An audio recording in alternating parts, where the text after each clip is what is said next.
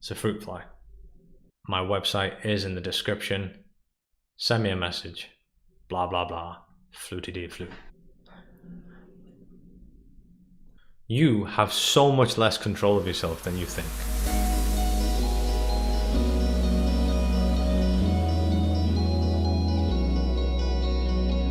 My name's Ariane, I'm a life coach and healer, and if you'd like to work with me one-on-one, my website's in the description. Go there, send me a message. I also do host an online meditation session. The main reason for this meditation session is to be able to detach from your thoughts. Your thoughts play a huge role in keeping your body in a state of stress. This long-term stress in the body actually pushes the genetic buttons for disease. So what I'm teaching is how to detach from the thoughts that's been causing the stress and how to align with better thoughts. If you're interested in joining that, it's free online through Zoom call. Again, I'll put the link in the description. Sign up and you've reserved your spot. Okay, so back to the video. What actually is trauma and what happens to us in those moments? Let me explain. Most people's understanding of trauma is pretty outdated. And trauma itself is distress without resolve. People think we only experience trauma when something really big happens, like a death in the family or sexual abuse or a car crash. Now don't get me wrong, these are forms of trauma and they do fall into the category, but these are the more extreme versions of trauma. Like I said, trauma itself is distress without resolve. So anything in our lives that would be distressful without any resolution would create the survival mind to kick in, which at that point would be traumatic for us. And our mind and body would behave the same way in those moments. Obviously, the more extreme levels of trauma, the more extreme levels of the effect that it would have on you. But things that actually fall into the category of trauma are things like getting scolded when we were younger for not behaving the desired way that our caregivers expected us to behave, just like they did when they were children. Many forms of emotional neglect is traumatizing for a human being. Being born is traumatizing for us. Having high levels of stress for a long time is actually traumatizing for us. Now, the way we actually deal with trauma, the way we actually handle it is at the moment of that traumatic experience, our consciousness splits. Now, I want you to think of a consciousness as like a river. And when we're traumatized, part of that river will split into two. Now, these splits are actually different parts or aspects of ourselves. Now, these separate parts or splits have their own wants, needs, and desires. Now, I always love using the example that I've heard before. If a child suddenly finds that their parent has split up and they're getting a divorce, and the father then has to move out of the house, maybe in that scenario, the mother either needs to work extra or get a job to be able to get that money into the household. So now that child has not only lost dad, but she's lost mum as well. This scenario causes the survival mind to kick in, and this is where the split occurs in the consciousness. In this example, one of the aspects of that split has the needs, wants, and desires of love from mum and dad, which is now not easily accessible, especially in that moment. Whereas the other part or split of that consciousness doesn't need mum and dad, doesn't need that love. They're very independent. They can climb the counter and get the cookies themselves.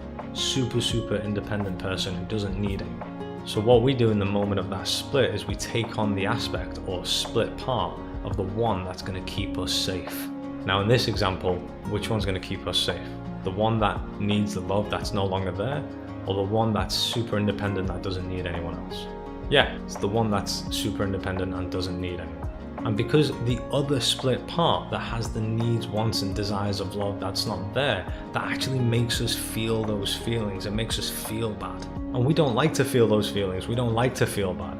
So what we do in order to not feel those feelings is we put it somewhere where we don't have access to, which is our subconscious. So now this experience has made us take on the needs, wants, and desires of the aspect of ourselves that will keep us safe.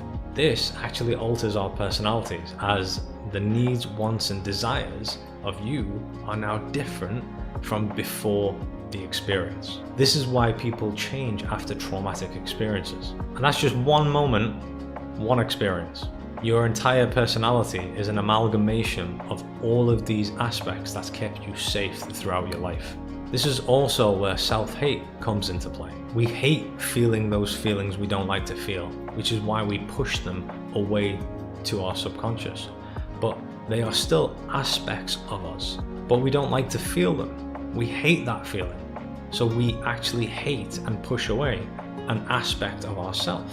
Now, the way you would resolve this is by healing. It's by healing yourself, resolving those unresolved aspects of ourselves that we put away in our subconscious, inviting them in with love instead of pushing them away with hate. The reason we have anxiety is because we have unresolved aspects of ourselves still trying to get our attention, to be reintegrated, to be resolved. That's literally what anxiety is. It's your mind and body trying to show you the aspects of yourself that are unresolved. Anxiety is a mask of a suppressed emotion, an emotion that we suppressed in a time of trauma. This is when the split was occurred, because we didn't want to feel those feelings, and that was a way of keeping ourselves safe. And every time we get triggered and feel that, that's our body's way to try and get these aspects of ourselves reintegrated again.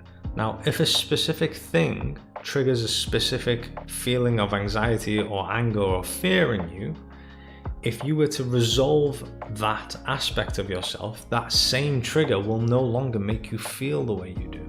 Now, it's not as black and white as that, but basically that's what it is. The more you heal yourself and resolve these aspects that you've been pushing away your entire life, the less you're going to feel as bad as you do, and the more you're going to be able to handle and deal with situations in life. You'll be able to increase self-love, and you'll be able to have more love in your life, but you have to address them. They don't just go away on their own with time. Time doesn't resolve it. You just get really good at distracting yourself from it.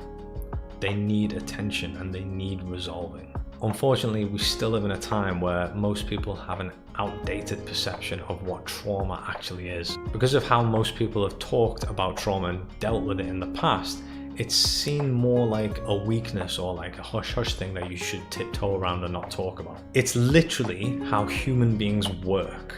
This is literally how we work. We have all experienced different levels of trauma throughout our lives. Once you understand what trauma actually is and what happens to us, you see how normal this is. You really need to change the narrative on what trauma actually is. If you fell out of a tree and broke your legs, that would be physical trauma.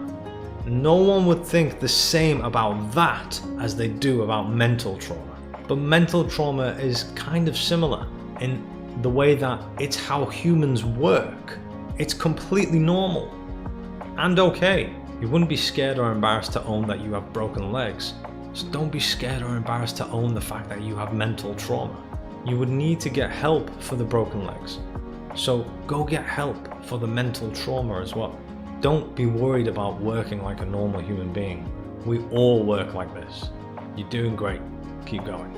That's all for this video. Like I said, if you're interested in joining my online meditation sessions, there's going to be a link in the description. Follow the link. There's a really quick form to fill out. Just fill out that form and you've reserved your spot. If you'd like to work one-on-one as well, send me a message through my website and I will get back to you. Other than that, I hope you have a great day and I'll see you soon. Bye. I got a singing bowl. Ready?